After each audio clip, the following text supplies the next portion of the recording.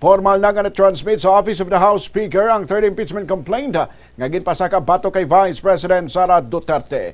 Ini ang ginanunsyo ni House Secretary General Chiloy Garapil. Ginpahayag ni Garapil nga ang complaint ang na-file sa Office of Speaker Faustino Boji dito 3rd kagabi.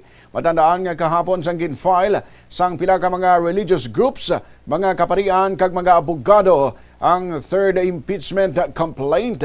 Si mamamayang Liberal Party List Representative Leila Dilima ang nag-endorso sang impeachment complaint na nag-akusar kay Vice President Duterte sang betrayal of public trust, graft and corruption kay iban pa nga mga offenses. Naangot ini sa ginaligar sa nga paggamit sang confidential funds nga nagalabot sa hindi magdubo sa 612 million pesos. Ginalauman nga malakip sa order of business kag formal nga ma-refer sa House Committee on Justice ang tatlo ka impeachment complaints batok sa Vice Presidente.